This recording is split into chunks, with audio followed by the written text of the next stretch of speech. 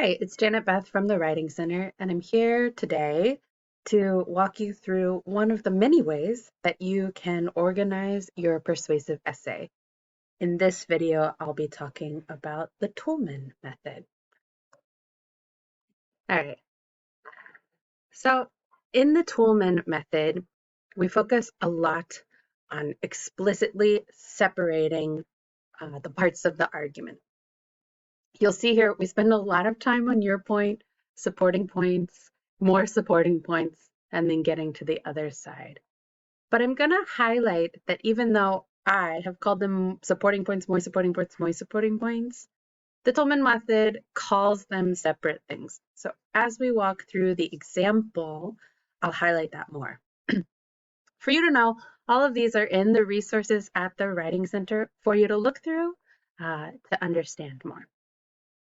But for this video, I'm going to go through an example that I'm going to use for an essay I'm writing about why essays are a better assessment of learning than tests. So why I like essays more than I like exams.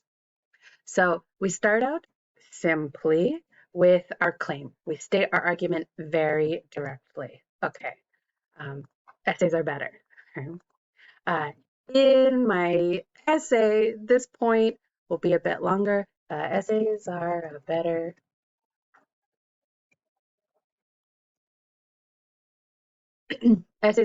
assessment of learning. As in others, I might preview. So I might preview the topics.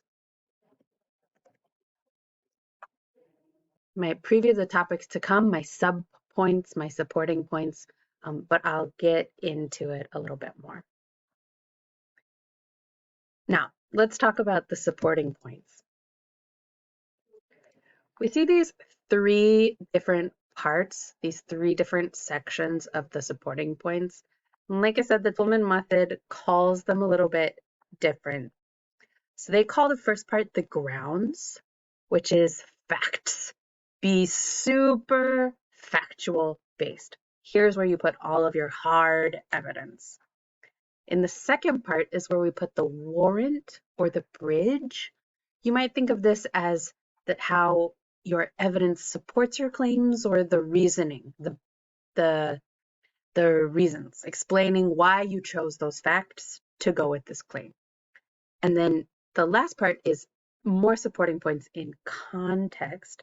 That's what I've called it, but we can think of it as the backing or the foundation.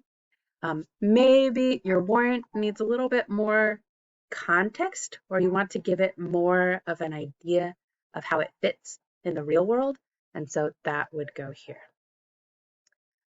We see we can repeat this step-by-step basis if we need to, but let's go through one and see what we can do with that. So I'm thinking about what the evidence is. What's the most fact-based one here? What's the least opinion-y? And I'm thinking essays involve more choices is where I'm going to go. Here, I'm going to cite some example assignments. I'm going to include explanation about topic choice, choice of when to write, choice of when or how to get help, how long, right? Lots of things. Choice of sources.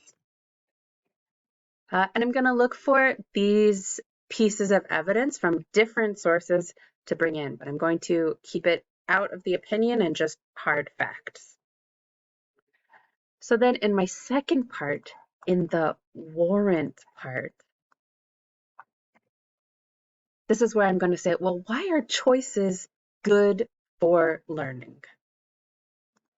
Well, because choices, making choices, involves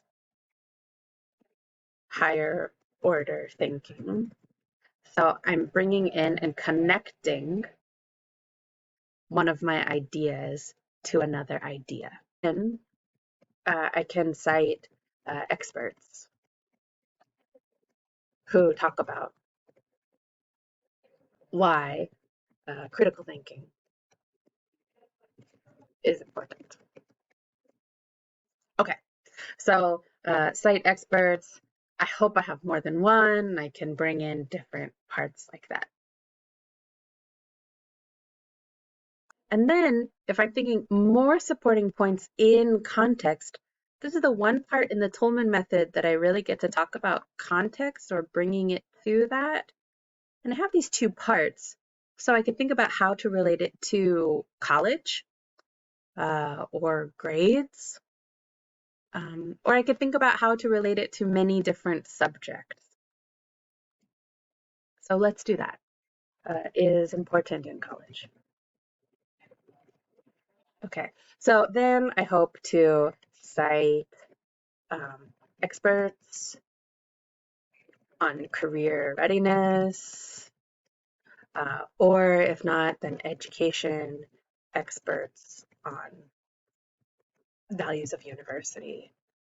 So if I wanted to, if I feel like I don't have enough information in this part, or if my essay needs to be quite long, I could repeat this cycle again with a different one of my points and give reasoning. But I think for now, I'm happy just with these. Then in the Toulmin method, the other side's point of view is called the counterclaim. We can focus on one or include many parts, both is okay. But I need to know I'll have a rebuttal. So I talk about their side, and in the next section, I give my point. And my point that I have should also include grounds and warrant. It needs to have a fact and reason that fact. Okay, so let's think. I could talk about one, more about the class, or less biased. I'm going to talk about how it's more about the class because I think test taking is a skill that's kind of hidden. People don't think about it. They think, oh, you just know the information, but studying for a test is a skill too. So others say essays are about writing skills and not the content of the class. In this section, I might cite to give it more credence about where I found this information, might cite opinion from students, a research article. But then I'm going to come to my counterclaim rebuttal that test taking is actually a skill too, and I'm going to cite research on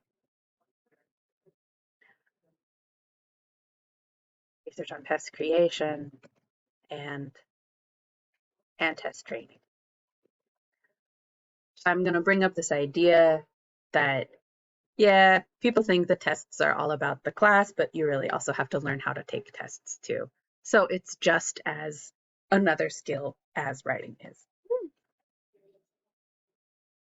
So overall, this is what my Toulmin method essay will look like as its organization.